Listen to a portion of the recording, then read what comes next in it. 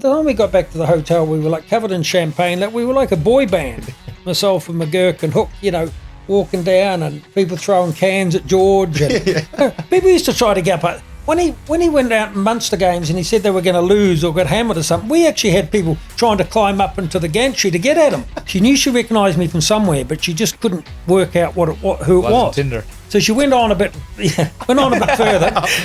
I've had a lifetime of trying to manage my mental health, and I felt such shame around it. Dave, we're back. Another episode. They haven't kicked us off air just yet. And a very special guest. Who have we got? We got the infamous Brent Pope. Infamous. So we're still streaming anyway. We're not in Mountjoy yet, so we haven't been locked up. We're still on the road. Brent. We're more likely to kick me off. Welcome to talkSPORT Ireland. Thank you for joining us today. Yeah, thanks very much. Obviously, Dave Kilcoyne beside me. Yeah. Former Munster, Ireland prop. Yeah. And is it something, the media side, could you have seen it being an avenue for Dave during his playing days? No, I actually caught up one of at the horse show. We had a couple of beers and I went back and I said, hey, it's something you should be doing, because sort of Dave's known as a sort of a man that's good off the field and on it. So I really like your company. I just thought, it's tailor-made for having a talk about, because people want to come on to shows for people. They don't necessarily want to come on for the topic. They just come on because they want to sort of chat rugby or sport with somebody that enjoys the sort of the crack. Exactly. I think the crack, that's one thing, isn't it? Yeah. We met at the horse show, the Aggie Can. I had no winners at it, but... Yep. Yeah. On the track anyway. No, on the track, But yeah, I think you hit the nail on the head there. I think people, it's their energy and what they have to say, and it's interesting conversation. And I suppose I never even thought of getting into this kind of realm either, but it just happens. It's tailor-made for it, Dave, and I'll tell you why. Because George and I at one stage were the only show in town. In a sense, people had to watch us on the TV because we're the only pundits. Well, now you look at the modern game, there's hundreds of pundits, and I think it's become, some of the punditry's become a bit bland because you've so much choice. People are too scared to say what they really mean. That's more choice words you're using than you were saying them at the horse show. But that's it, but you can't say dead right how you feel about matches anymore. And I think Australia always led the way in sort of in sport and commentary. I mean, they're still okay to say somebody hasn't had a good day, or somebody hasn't a good game, or there's a bit of biff in the game or something like that. It's become sort of overly sensitive, in my opinion. That Do you think it's a bit rigid at the moment? Absolutely too rigid.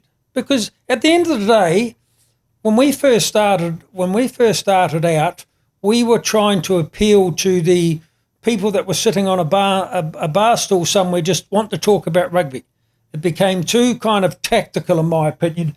Too many people, because they looked at the audience. Most people watching international rugby, not all people obviously, kind of don't know the rules fully. I don't even know the rules fully. They change so much. Do you know them fully?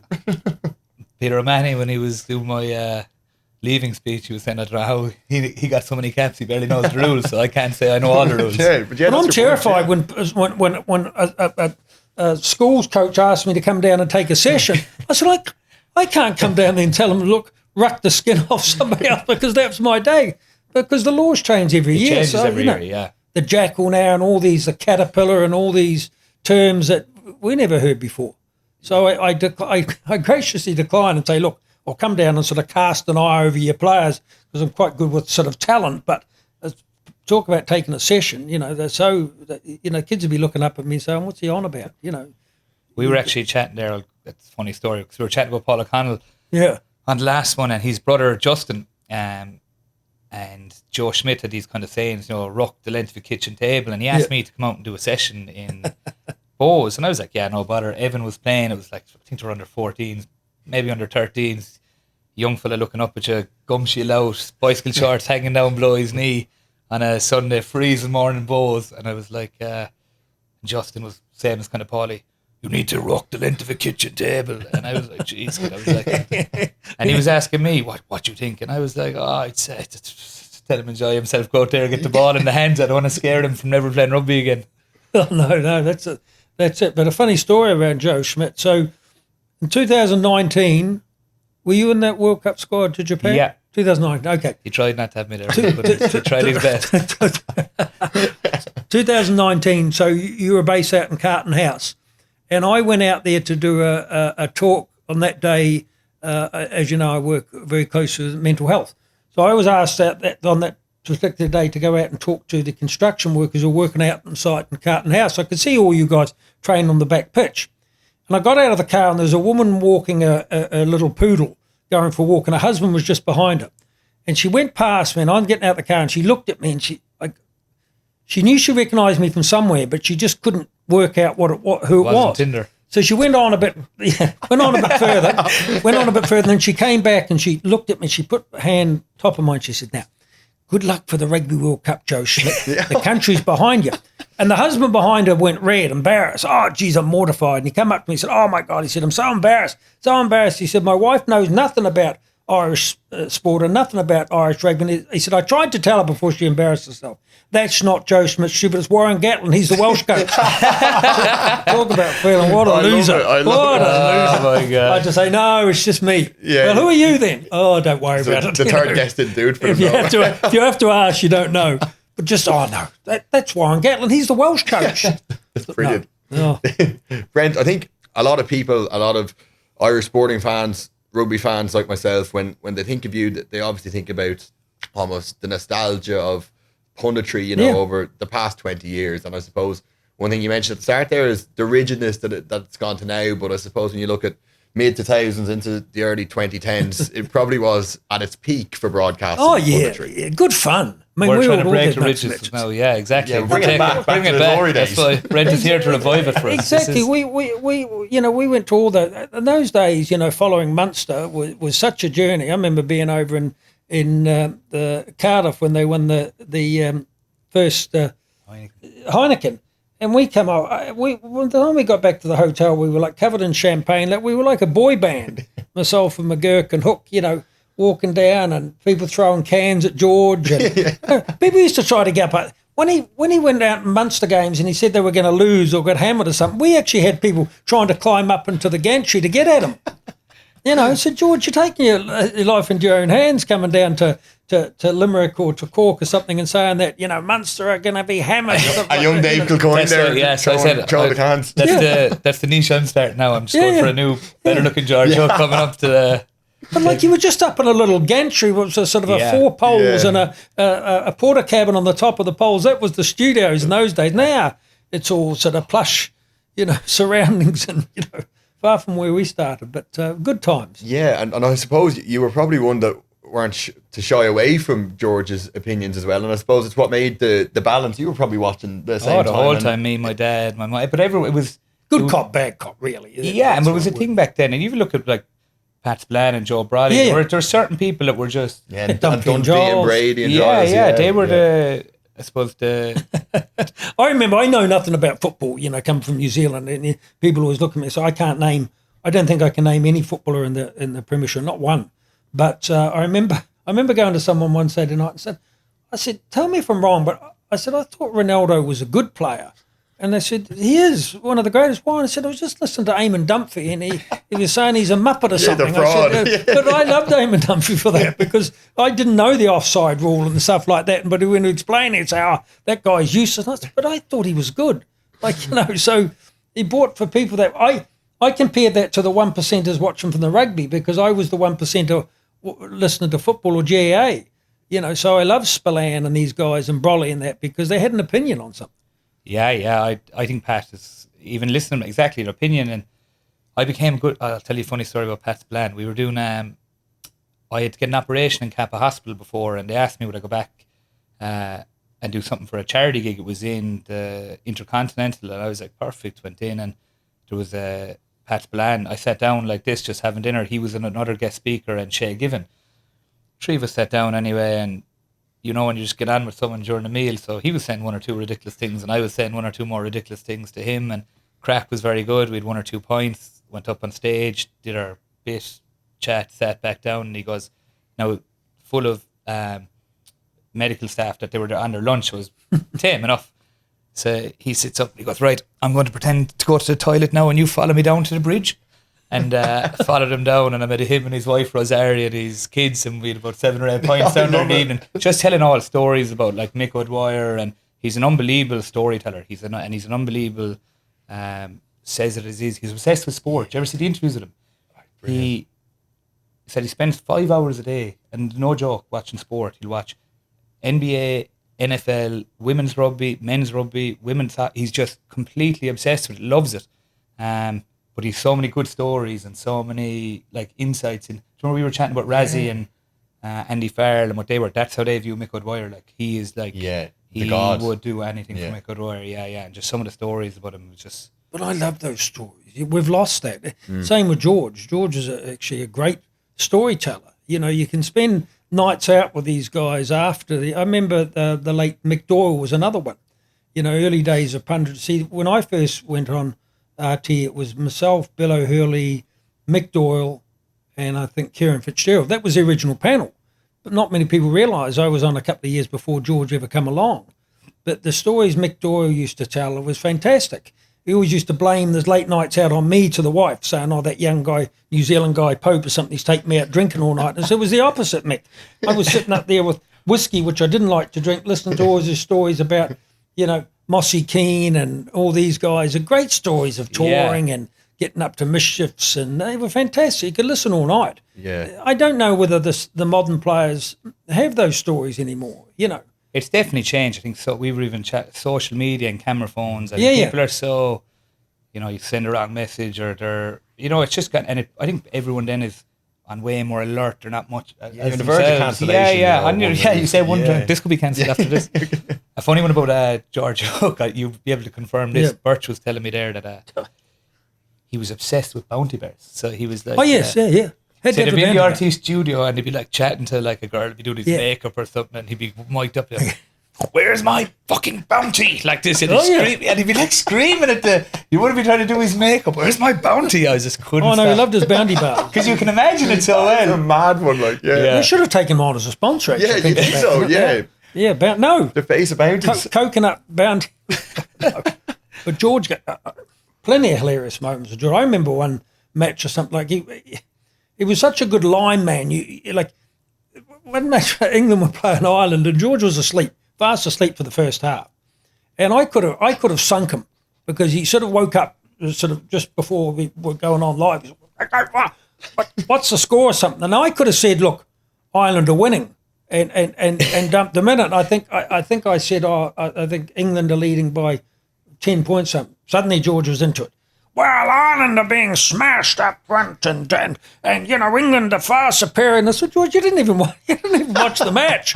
And then he'd say, oh, I did all these research and this stuff like that. He was a historical addict on players and stuff like that. And he did have good knowledge of the game, but it's just sometimes when he sort of went off piste, and you know, you had to get him back on. But he used to have like one, and it's a bit of marketing genius. He used to have one crazy line that could be about a Ruck. You'd have it. Yeah, like the storm the beaches in Normandy. He said something about the Hiroshima bomb one time in Japan. It was he had it all. Somebody's got the Lada and somebody else has the Ferrari. But the other thing that people didn't realise is that when you saw things on live, back in the day when you saw it on live on TV, say for instance you saw the highlights at sort of halftime on the TV, we didn't get to see those. So what you would have to say is, coming up to halftime in the break, what Tom McGurk used to come back to us and say, look, when we come back live, Brent, you take the O'Gara try, George, you take the O'Driscoll try, and whoever else was in the panel as a sort of a one-off, he said, you take something like the drop kick attempt or something, the Fijian drop kick attempt. So you go back live, and Tom would turn to the new person and say, now, whether it was Donald Lynn or something, now, you've been looking at the O'Driscoll try. Don't would look at no. That was, you know, like we just have warned people. McGurk could go anywhere. You could say, look, Dave, you've been looking at the back play, the fullback play. You'd have to think, Jesus, what? I don't know nothing about that. You know, double Dutch. Yeah, put you on the spot. And obviously, the punditry, it came down the line for you. You'd done many things before that, but I think one thing, and you might be able to answer this better, Dave, is the punditry. And I suppose you can't be afraid of what people think, and especially not what players think.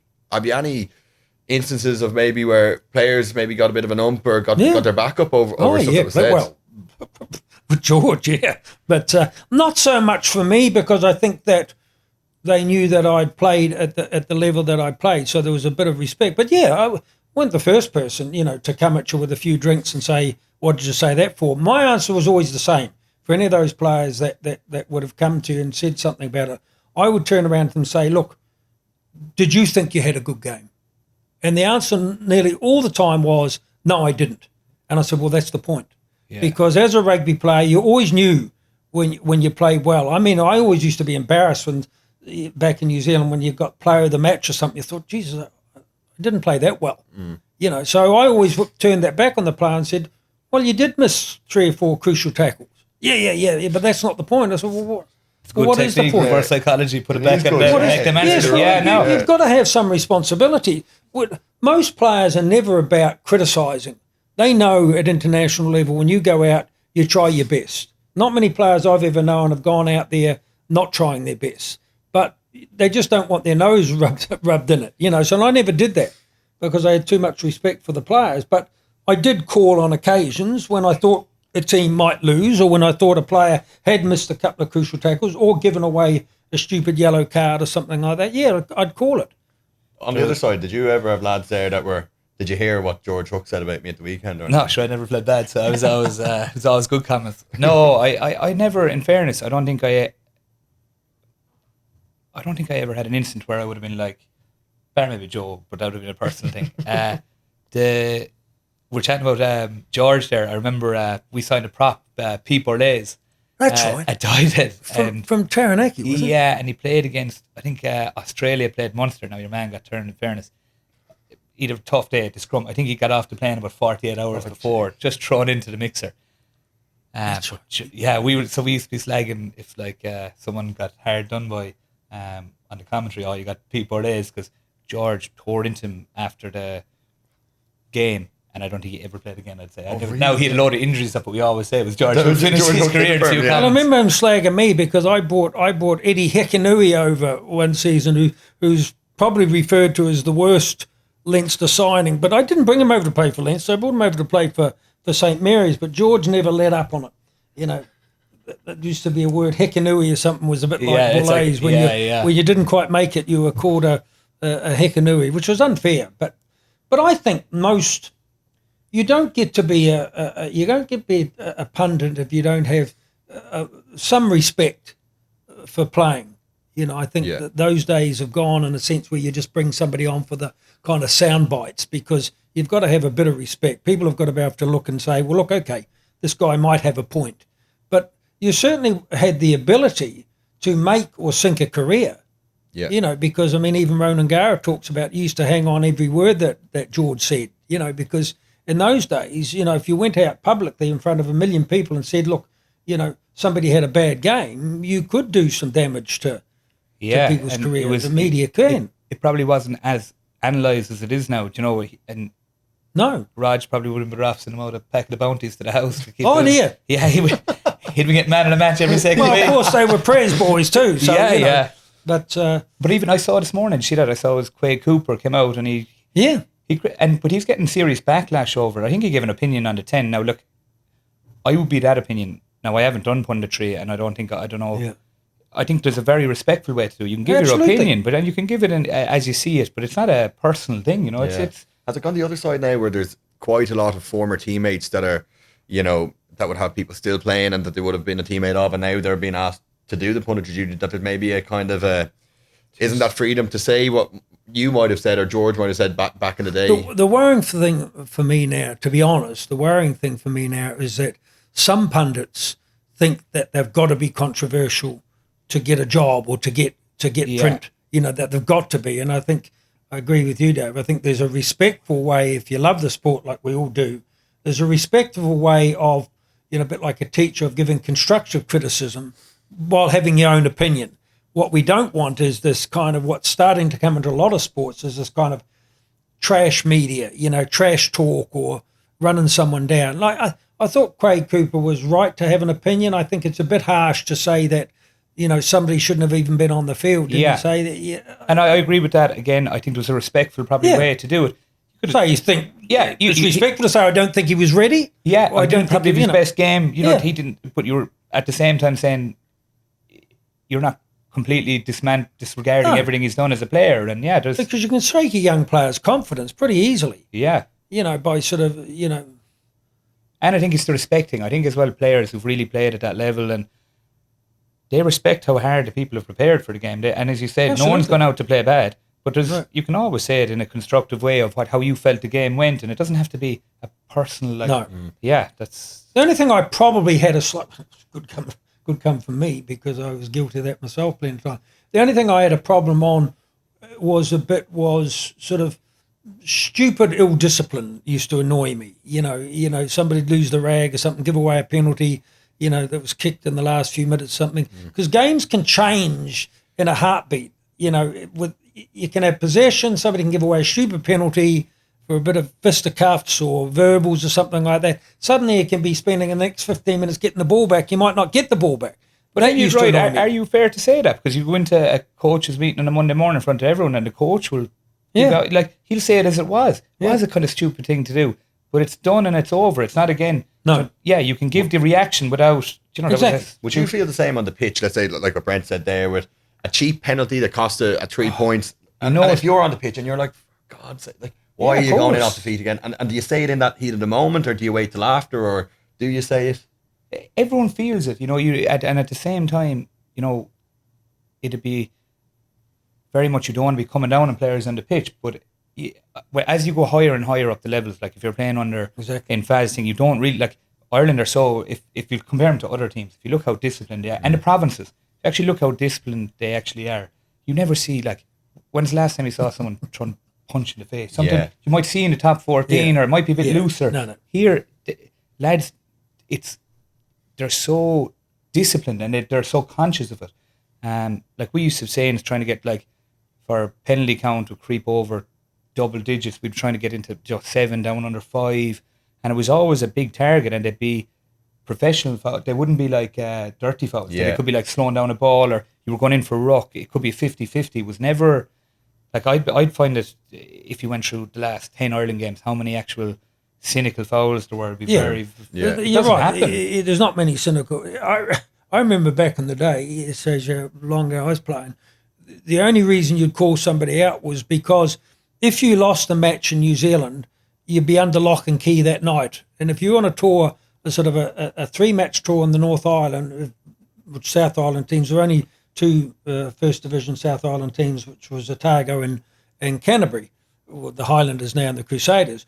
So when you went on a North Island tour, if you had a coach like Laurie Mains or Alex Wiley, which I did, if you lost a match, you weren't allowed out that night. You couldn't go clubbing, or you couldn't go have your court session, a few drinks. So the team talks in the last few minutes of a match you were losing weren't anything about the sort of pride of winning. It was just about to say, look, guys, if we lose this match, we're going to be under lock and key watching some movie on TV. But if we win, it was sort of carte blanche. You go out there and have a great night. Great motivation. Yeah. Give me better motivation than that. Exactly. I remember playing a match against Auckland or Wellington or something. We were down by a point on the other end of the field. We're about 5 metres from our line, and I remember captain at the time, Richard Knight, who played a bit of rugby over here for Wesley. People will know him.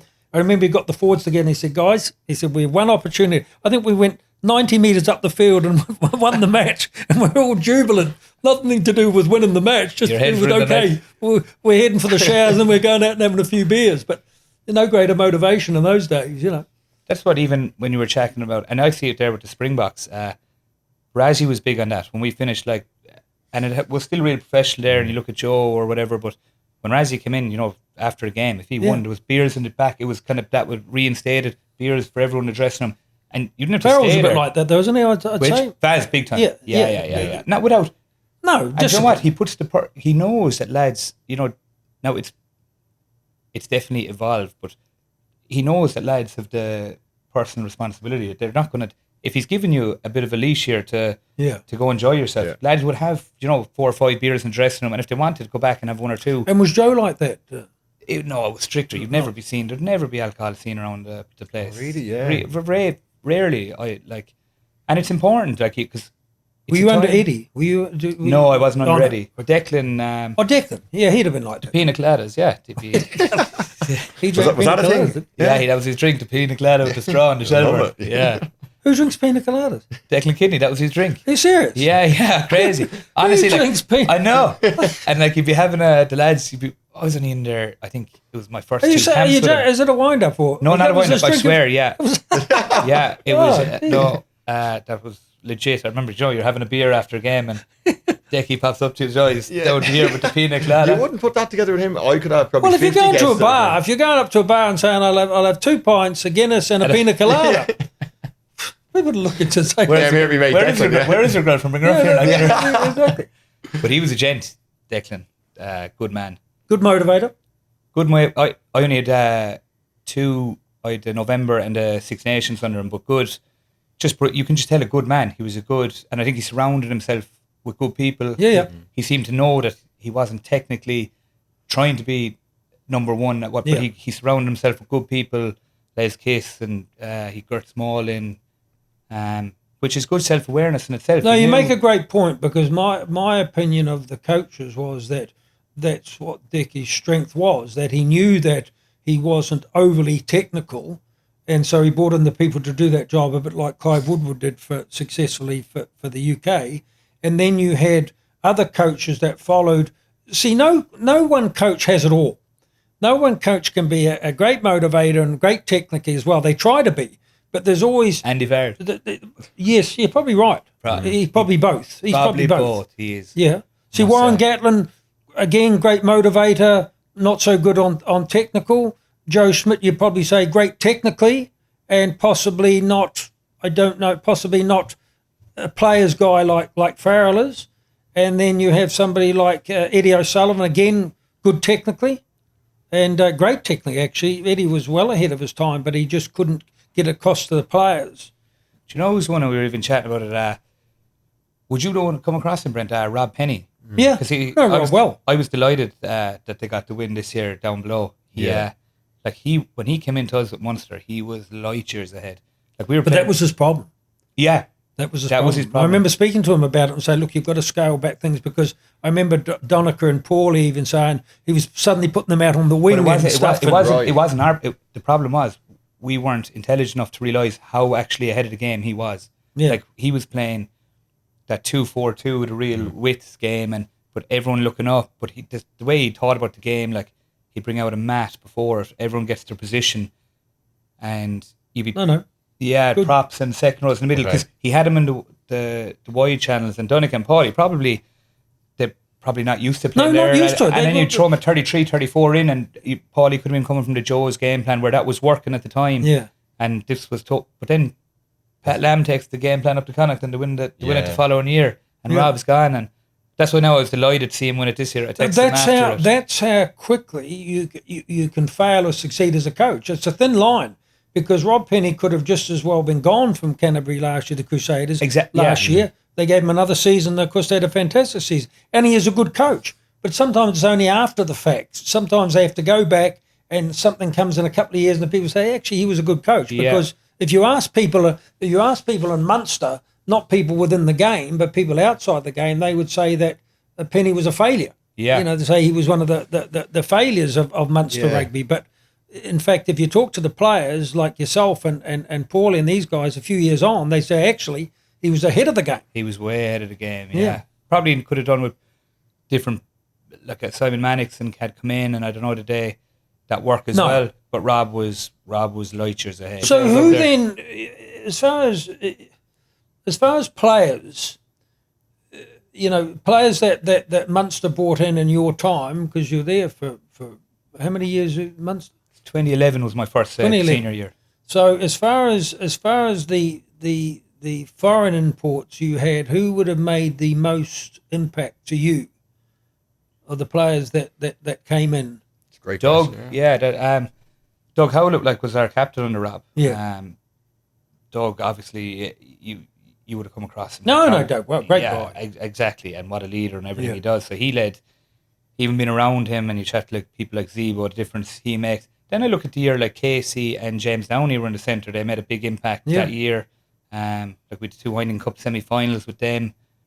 BJ would have been a big when he came down from us from Ulster. His first 2 years, particularly scrum wise, he was just. Was that BJ Botha? Yeah, and I was learning loads from him as a young loosehead. Yeah. You probably gravitated towards the prop. He wasn't a big guy, was he? He wasn't, but he was technically. He was like a Slimani, real in at the hole. Knew he wasn't probably the biggest player, but technically a very good scrummager. Pretty useless around the park. No, he wasn't. But he knew he was limitations. He was like very good poacher, but just his scrum was just next level for the first couple of years.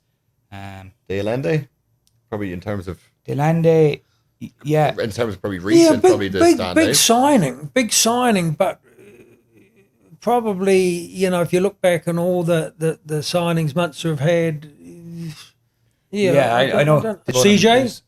CJ, like brilliant when he was there. Always, it just saw how many carries did he go through. He put his body in the line every time. He was just so underrated. Always showed up. In fairness, I'm delighted he got his rating though with Faz. He got him in and he started playing, and Joe, and when he got playing for Ireland. But Damien, unbelievable. He'd always show up every Saturday. Another thing is, like, people don't, and we're chatting about mental health. I know you do a lot for it, but he came over, just had a baby. COVID happened. Weather here was pretty miserable at the time. He was living in a house out in North Circular Road. I know he didn't really get to integrate with anyone. So he was kind of lonely. You're lonely, and I'd say the wife was quite tough for her. Like, she's over there with a new child, absolutely. No support system. COVID had happened. There was all these mad regulations. There was kind of lockdowns. You're locked down. It's very tough on the wives and girlfriends and that sort of lifestyle of professional rugby. It's the same in Japan. The guys can go away to training and they can spend all day in the camp. But what do the wives and the girlfriends do unless they have a support network? Thankfully, a lot of clubs do now. Yeah. But I mean, it wasn't always the way. It was a pretty hard ask to take somebody away from their family to go to another country and play rugby for them. Yeah, and they're the sides I suppose you don't see. And I think from even a fan's perspective, you're looking in at maybe 80 minutes a week and you're watching and you're judging. But like you said there, especially that COVID years. He was one of the best in the country at Call of Duty at one stage. He was.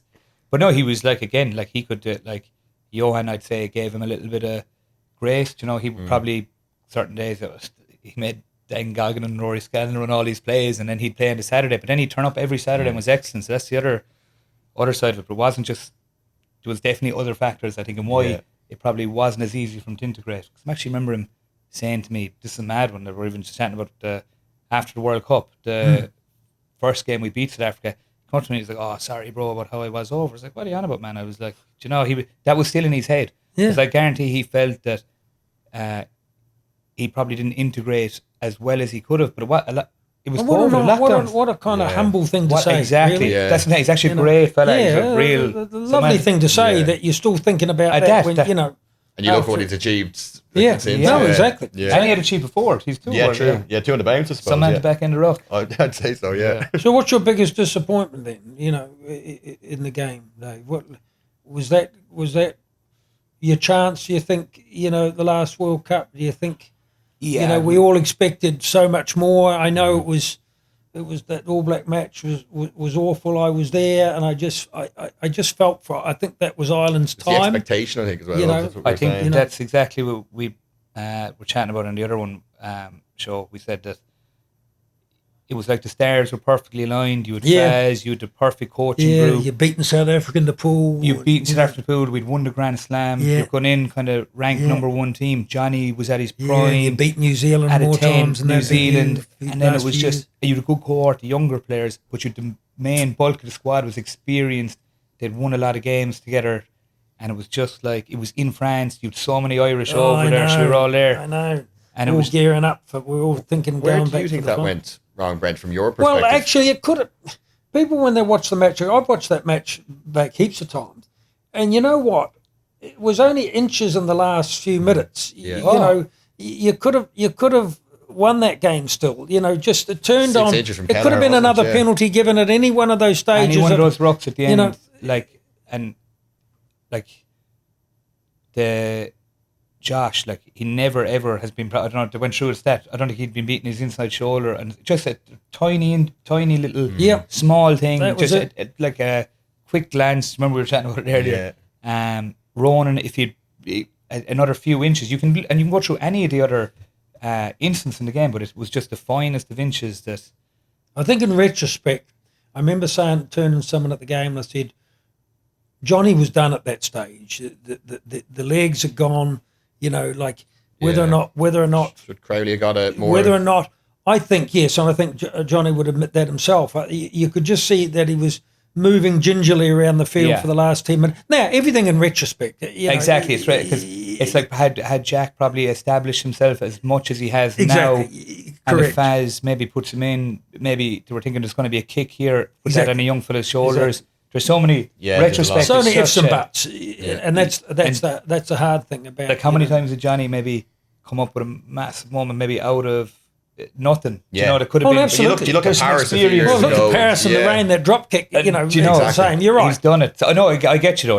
I just didn't see it on that particular occasion, and I'm a huge Johnny fan, and my take on it will be leave him on as long as you could. I just noticed something in the last 10 minutes. I just turned to someone beside me watching the game and said, I think Johnny's done. I don't know whether he has the youthfulness or the energy to last the last 10 minutes. That's not the way he played before, because he got you into that position. But I just think that you're right. I think that if Crowley had more experience at that level then, and the coaches probably had seen him more, they were like, they would have have no fear. But again, it's retrospect, like with the Johnny thing. But it was huge, disappointing. What was the almost the opinion in New Zealand and the Southern Hemisphere in Ireland heading into that World Cup? Because I think we were almost backing ourselves as I think as favourites because of. Well, I think you were, and justifiably. Yeah. Because really, the two teams realistically that should have met in the final would have been France and Ireland, which would have been a wonderful World Cup final. Because France were also, when you look at the South African run, to win 4 games by a point or 2 points, going from losing the pool stages and then winning the quarter final against England, the semi final then against France, or was it the other way round? And then to win the final by a couple of points as well. Yeah. But no, I think the opinion from most New Zealanders I talked to the year coming up to the World Cup was that Ireland were very much the favourites for that match.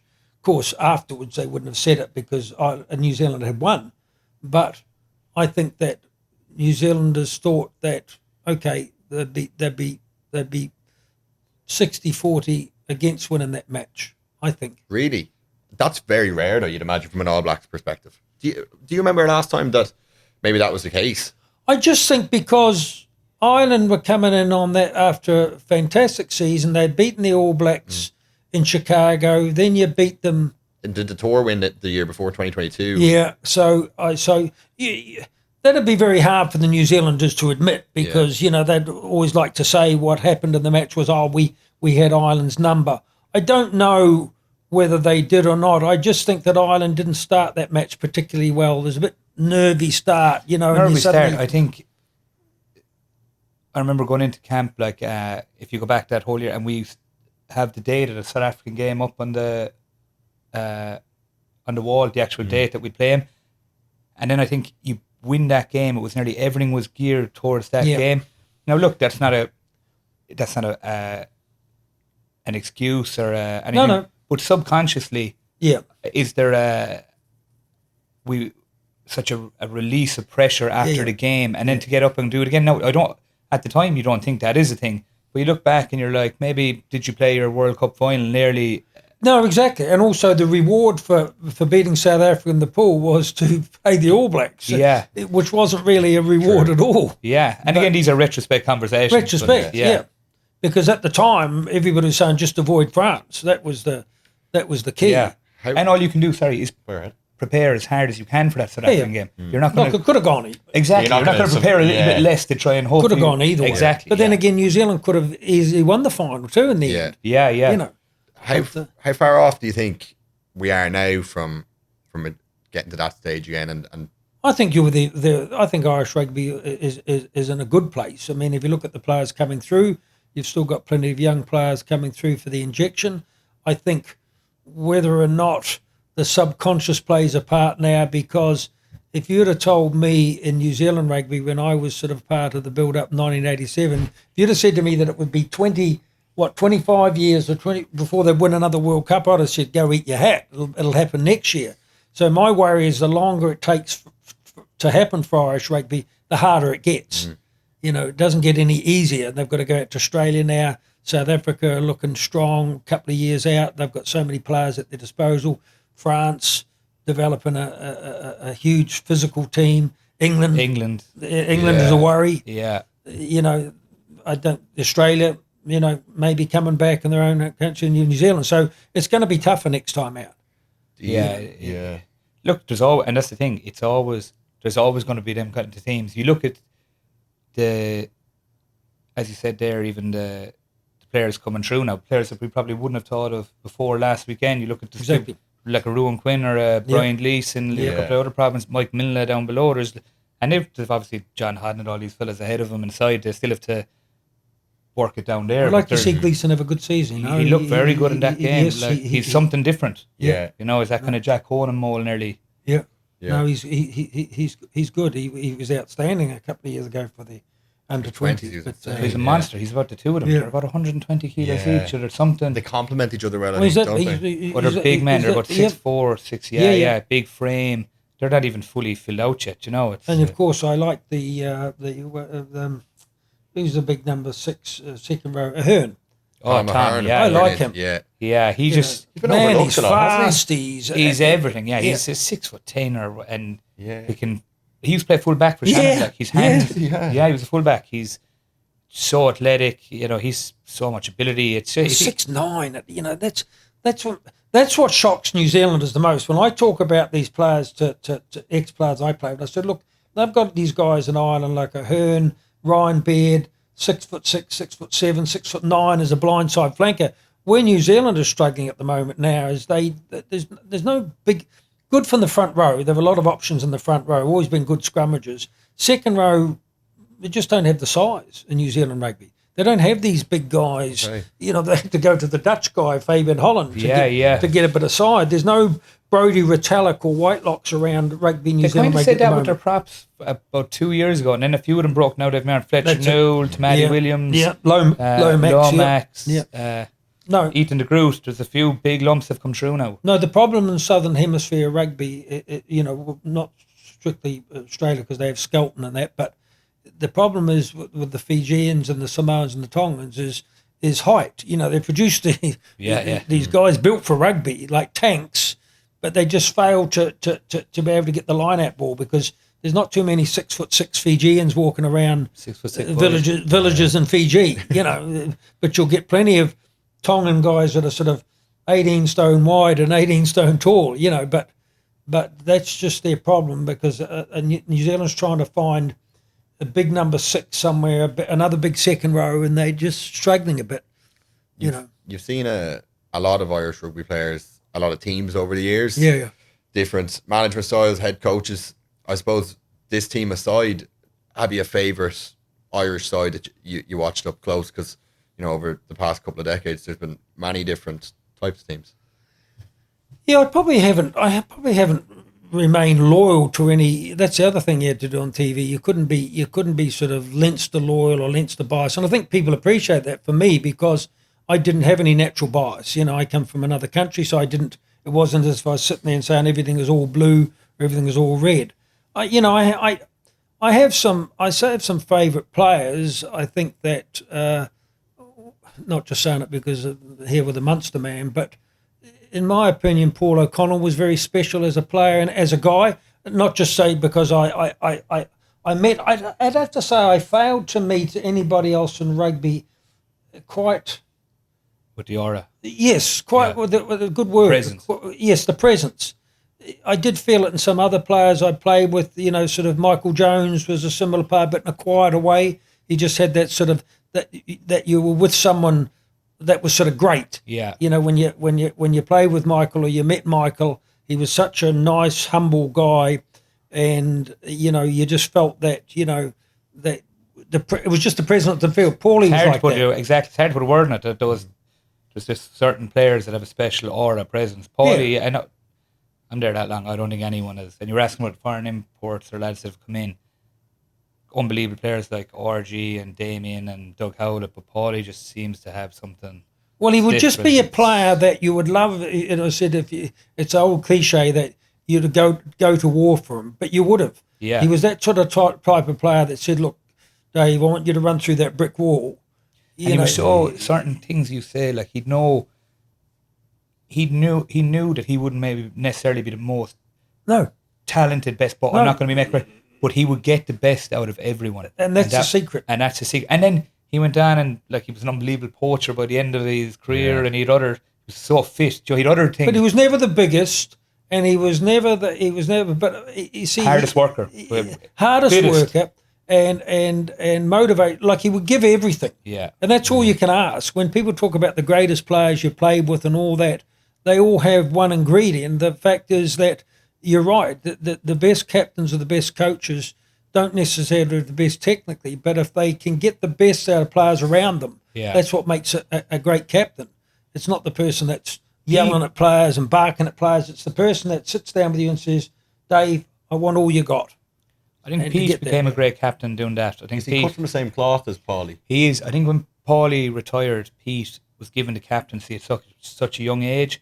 I felt that he nearly felt he'd become Paul O'Connell. He'd become, adapt his personality type. And I think as Pete matured as a person, rugby player, and got older in life experience, I think he became himself more and he led his way. And by the end of it, I think Pete was an unbelievable captain. He was right up there with him. He was. Was there? Well, he really was. He was an unbelievable leader. I didn't have much experience with Pete, but of course, I think he Draco and Rog and all these players have had their say, and Johnny Six and that. Ireland's produced some pretty special players the last few generations, but probably because I was a forward as well, But I mean, I like that type of grit, that sort of way that they play because it's the way that I played. But no, when you look back in your careers, and it's a lovely thing to do to think of the special players you played with and against, and they all have an imprint, And we even said about the coaches, like certain people I know could say you had so many coaches down below at Munster, but when you look back at it now, I'm like, geez, thank God I got to work under someone like a Rob Penny and a Razzie and a Johan, you learn something. You learn something from all of them. Axel, from all of them. Wig, it's just you've got so much different life experience, knowledge, everything. You grow as a player, as a coach. Yeah, as you grow in media, you take little pearls from everybody, because it doesn't matter how bad or successful the coach was. There's always someone that brings something fresh to the party. Definitely. You asked Dave about perhaps the best additions to the Munster side from abroad during his time, but I think for you, in terms of foreign imports into Irish rugby, who is the standout? Too hard to move forward and a back. We go forward and a back, because I suppose we're blessed at the moment. Well, I think there's probably an argument for Leinster for two players, one of them Australian, of course, I'm going to say Rocky Elson. I don't think there was any player that in one season that made such an impact. He was phenomenal. He was insane. We'll look back at these highlights even now. I thought, Jesus, that guy was unstoppable. So good, the guards can't even catch him. Then no one can catch him. True. No one can tackle him. But he never had a season like that again. That season was all defining for him as far as I was concerned, because I followed him for the years after that. Now he was a really good international player, but I don't think he reached the heights of greatness that he did with Leinster. Yeah, that Heineken Cup winning year. Yeah, he might have done in the year after when he back to Australia, had a pretty good season. But that one, I think he's probably the best signing of all the teams in the Heineken Cup history for that 1 year. Yeah, I think he's probably. You would argue that there's been players that have played longer than him. Yes, I get that. But I for think impact in 1 year. For impact in 1 year, probably him. Then I'm looking at probably Nacewa for Leinster. Yeah. He was a bit like Doug Howlett. And that's nearly more longevity as well. Yeah, longevity. And bringing players through. And bringing players through. So I would compare Doug Howlett and Isa Nacewa in the same sort of... versatile as well.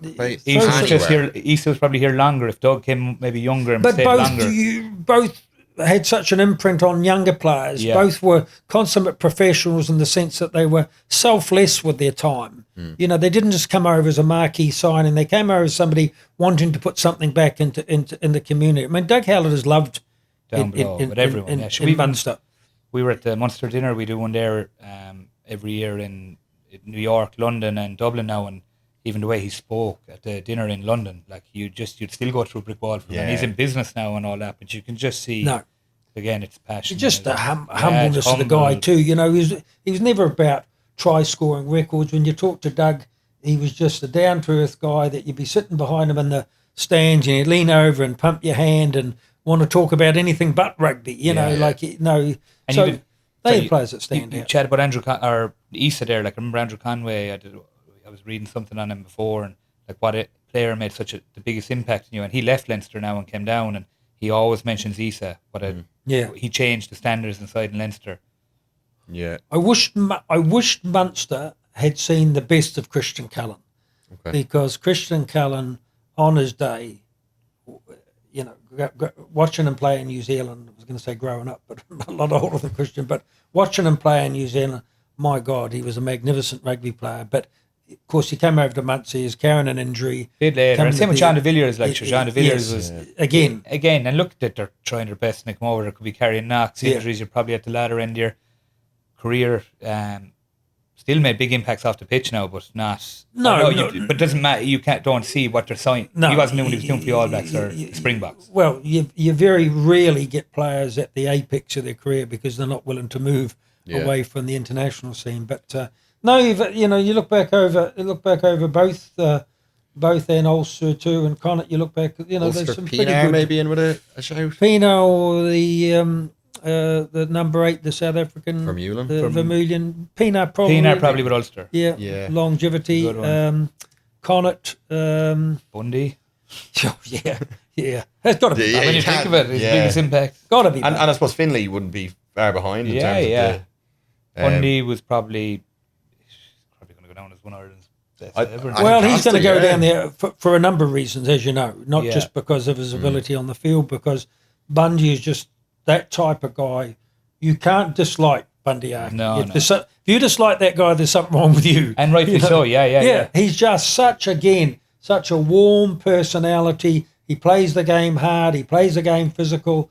Off the field, he's respectful. He's a good guy. Greatest type of guy you'd have a pint. So generous, and I know a lot of the Islander lads, but like you lads that go out if they're going for food, he'd be the one that first fella buying all the younger lads food, giving them gear up in Connacht. I know he goes into Elvery's and probably cleans them out. But remember the story but about it's for other people. He's such a giving person. It's was incredible. that story true about he went down to one of the didn't somebody the story come out from kind of a few years ago when he's first over that somebody took Robbie Henshaw's computer or something, so Bundy drove down to one of the sort of rough estates or something and stood out there and said, I want his computer back. And it was delivered back, I don't know whether that was an old woman's tale. Yeah, I know. It was definitely true. He's a tough It's a great story, Size of his arms. Yeah, you'd have him as the best 12 in Irish history if you're doing maybe an all-time 15. It'd be hard. I know Gordon Darcy would probably have a lot to say, but I think... Different types of players. It's hard to compare. You could go back then to... The way Gordon complimented Dricko, I suppose, is quite different. And we drove past different types of players. Bundy's a more of a sort of A to B guy, straight line. Whereas Gordon's probably the swerve. He cycled past me the other day in a leotard driving through Ranelagh. So I'm definitely giving it to Bundy in this one purely on dresses. There'd be an argument for both players. I'm trying to think of anybody else that would fit into that role. Kevin Maggs was the Irish Bundy. Yeah. Well, Maggsy was a bit the same as was Robert Henderson. Yeah. As well. Another one I think that we maybe overlooked. I remember there's another story. Rugby. I remember Conor O'Shea telling me at one stage. Conor was a great pundit too, but a really good guy. But I remember saying they were playing a match in South Africa, and Rob went over the line or something to either score a try or save a try, and he come up and he said that. He went, Jesus, that's it. He said, I've done my thigh or something. He said, no, hold on. And he had one of those old-fashioned cigarette lighters, the ones that the metal ones, in his pocket, and he'd fallen on that. One of those ones that James Bond would use. And he fell on the pitch, the whole stadium goes up in fire. It's a miracle. Brilliant. But those are the stories I love hearing about, whether they're folklore or not, but there's always a bit added something. Coleman Park was in flames leaving. Yeah, exactly. He walked into the training rooms. Yeah. another one I think we have to give a shout out for when talking about imports and impact overseas. And Brad Thorne, that season at Leinster was... Oh, man, but Thorne, what a beast. And like he used to train so hard, they'd say his nose would be gushing blood or something in the training session. I can well believe it. Yeah. I remember meeting him, and he played a season with friends of mine in Canterbury for Burnside, and I didn't really know much about him. And I remember going to the match, and he came off the field and he took off his shirt. Jeez, like the physique on him. Yeah. And he was there at that time. I think he was maybe pushing sort of 35, but jeez, he was ripped. He was ripped, but oh man, as far as training, look, he was a bit short to be a world class kind of line out operator, but man, made up for it. You know, you're right. I forgot about him. There's a lot of players you forget about when you go through That's what I mean. When you start thinking, I forgot him. But yeah, he was up there with Rocky Elsom and for a 1 year impact. Yeah. I know the lads, John Langford, they speak about very highly down below in Munster when he came in. John Langford was another one. And the Williams. Nick. Nick was an absolute freak. That season, remember he got the hat-trick off he was...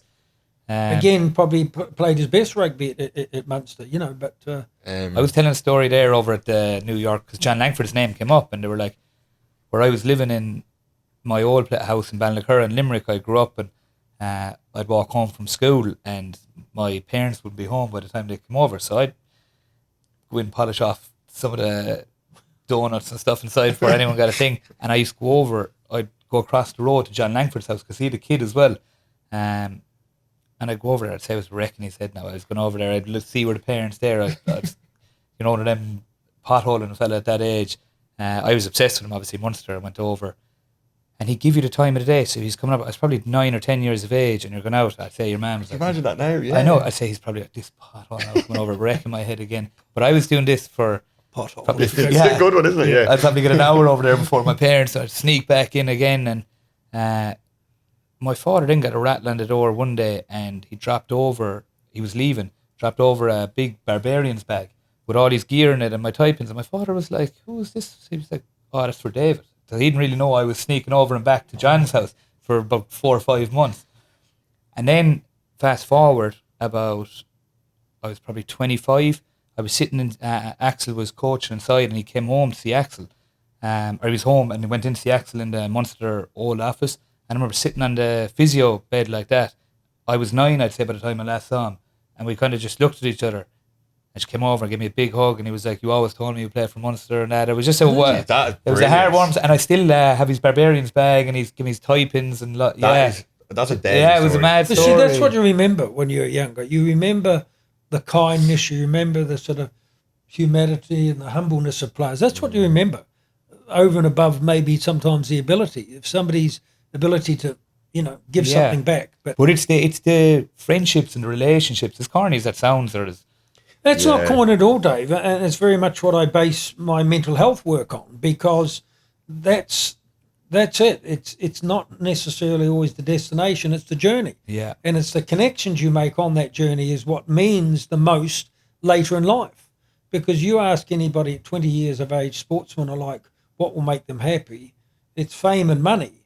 And I get it, especially if you're in professional sport. Winning a World Cup, something like that. But if you ask them at my age or 50 years of age, it's the connections, it's the friendships they made, it's the coaches they worked with, it's the journeys they went on, it's the years playing with different guys. That's what means the most to people. 100%. And, if people focus more on that than the kind of... It's not to say you can't have your goal. You've got to have goals too, and goals are good for you. But one of the goals should be, making those positive connections in your life is very important. We'll get you to sell the Harley Davidson stuff. Exactly. You've got to have... you got to enjoy it as well. You've got to have your toys, don't you? Yeah, exactly. But yeah, like Brent, we've actually spoke about it in other episodes as well, and in terms of combating that loneliness, and at any elite level sport, the highs are so high, the lows can be very low, and dealing with that. And I suppose age is one thing, like you said there, and as career goes on as well. But I suppose while everyone might look at you and watch you play 80 minutes a week and playing international rugby, there is stuff that doesn't meet the eye, and I suppose those sort of supports have improved. But not really. You think they would, and they should, but not really. There's not many safety nets psychologically for players, because you can play, and I know how that feels. You can have your dreams shattered in one injury, or you can play in front of 90,000 people at Croke Park or something in GA final. The following year you get dropped. The following year you've got to buy your own ticket to the match. Rugby can be like that. Sport can be very cruel to the mind. It can be cruel to the body. We all know. You get an injury, you have a life-changing operation where you can't play anymore. We all get that. But, I suppose it's the spillover for mental health that worries me the most, because a player's life can change, and especially a young player's life. He can have his life mapped out. I'm going to play professional rugby. I'm going to play for Leinster or Munster. I'm going to play for Ireland. These are my goals. I'll put off university for a couple of years to go after my sporting goals. Injury occurs, do a cruciate or something like that. Then you're worried whether you can get that back again. And then you've also lost time with your mates have gone off and done a degree or something. They're in a job or something like that. These all things come to play with your mental health as well. But there's not enough, I suppose, there's not enough talking about what happens after players retire. There's also not enough, I suppose, work being put in to look after players' mental health while they're playing, because how you get the best out of a player is you provide that safe psychological space for them to be able to perform. Because they come up with in New Zealand a few years ago was something called a mother hen, which I thought was a great idea. So they had a mother who was associated with most of the first division teams that players felt they could go to and talk about things other than rugby. That had never been done before. So, and especially in the Maoris and Polynesians, wanted to go to somebody and be able to say, hey, I know your mum and I'm going to talk about what's going on, the relationship, what's going on at home, because New Zealand rugby saw after one of the World Cups that they lost that they needed to have a holistic look at a player's ability. That it wasn't just about the physical, it wasn't just about being a good scrummager or a good line-up forward. It was about, are you a good person? What type of person do they want representing the All Blacks? And it became very much the mantra in those days. They were trying to develop men as sort of complete men, not just sort of The rugby player. good at rugby. Yeah, not good at rugby. And that's when you talk about what means that. I remember talking to Paul O'Connell about this, and I said, what was your memory on winning the Grand Slam? I said, was it when Rog kicked the goal against Wales or something? He said, surprisingly what it was that we were told that year to thank everybody, that we were grateful for playing Ireland, even the woman that made the sandwich. We went go up and shake their hand and say, look, thanks very much for what you do. Yeah. It was this whole camaraderie and appreciation of being a part of a team. And I thought, wow, that's it. Yeah, I think if you look at it, I think the best, and like Andy Farrell or Razzie, the best coaches are these people who I find are, and even a Rob, they're modern day psychologists, because they're looking at, they're holistic. Like I remember Andy saying before, a happy rugby player is a good rugby player, and if one's not, and he's so right. If there's something wrong at home or something, exactly. and you've How can you be? And then you're dealing with all, like, if you look in the Munster dressing room, I know that I'm not going to be names, you've lads coming in that could be, things aren't good in their home house. They're coming from rougher areas. And you're dealing with every different personality type. So if a lad goes out on a Monday morning with his head down, or you can't perform. You know that as well. Yeah, if your mind isn't right, your body isn't right. No. Has the stigma around being able to speak up in an environment like that, has it changed? Obviously, they're trying. I think. Yeah.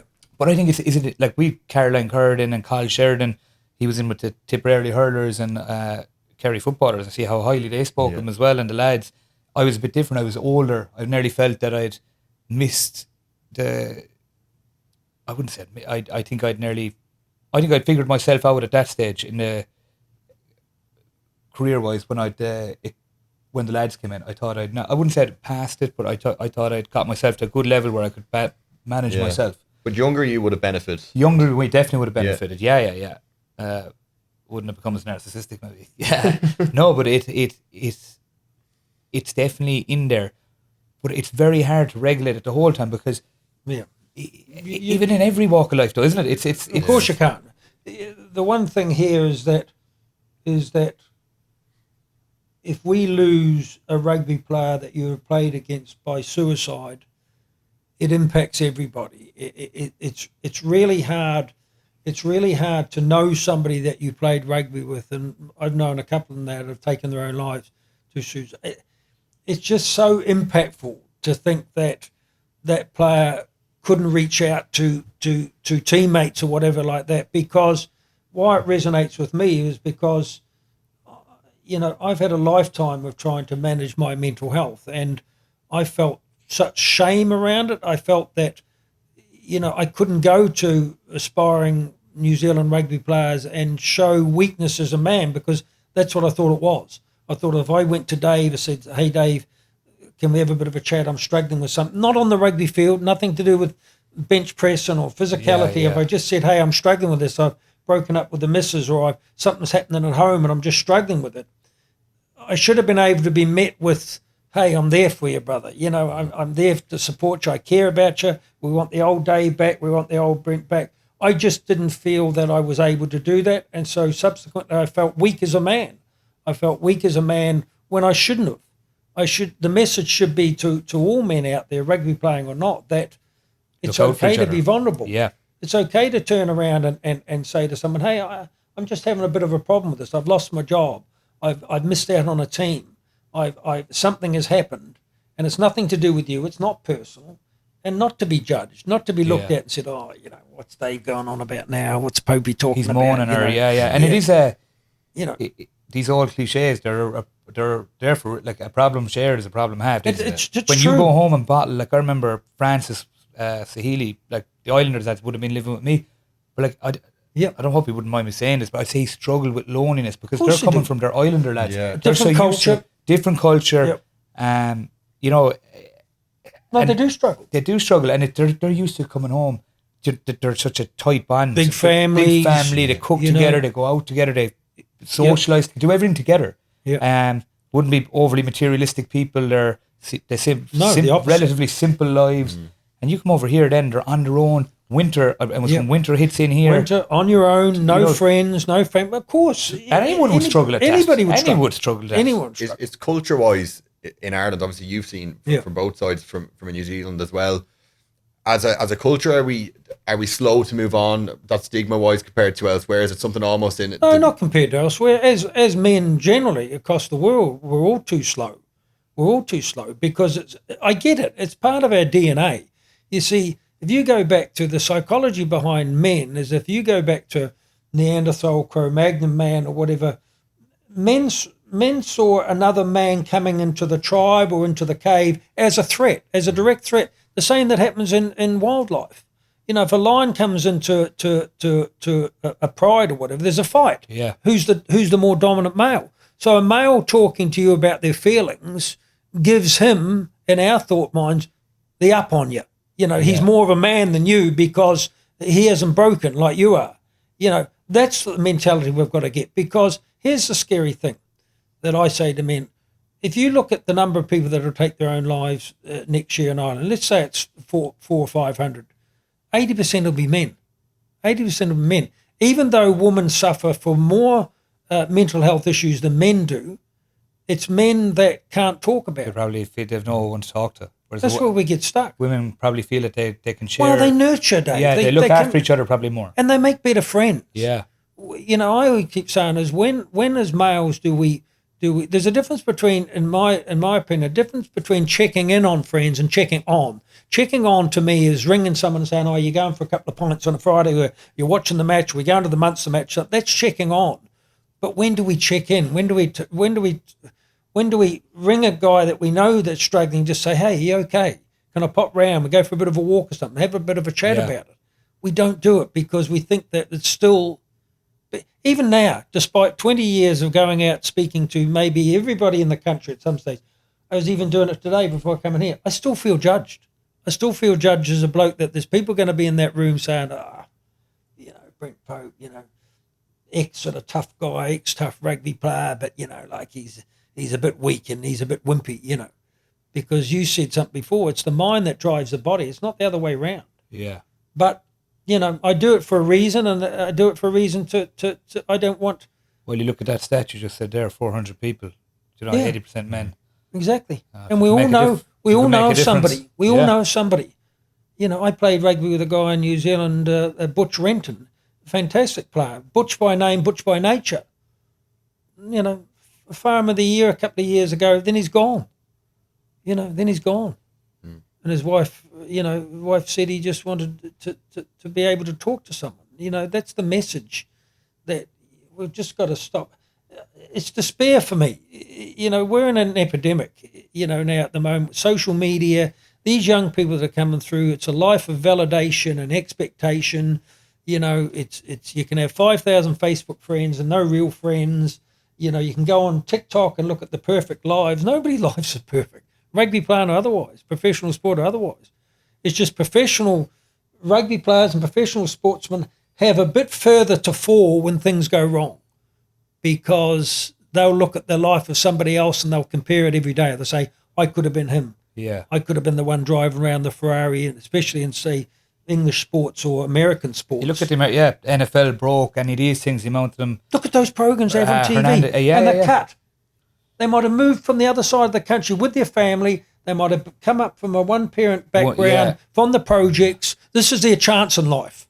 I could sit here and talk to you all day long. Yeah, guys. Well, it is, and it's great, Brent. And I think it's fantastic. On behalf of so many people, when I say the work that you do away from being on the screens and the rugby screens, it's amazing to see. And hopefully the stigma can change and continue as generations come. But having you on here today as one of our guests, I think it's been a pleasure. I'd echo there what Luke said. I think that's you said it about the relationships, friendship. I think that message you said there is probably the most important thing you take from any podcast we will do. 100%. No, and it's a pleasure to have you on. No, continued success, and tell George he's done. He's out of the loop. He's got the bullet. Tell him I'm off. Tell him I'm trimming up. I'm off the bounties. I'm a cheaper date than George. We might need to get Bounty on as a sponsor after this episode. You should lure him in with a bounty on a bit of string and put it out and drag him in. We'll fish him in. Yeah, we'll get it out. Now, George would be a good guest too. Yeah, I'd love to get him on. Yeah.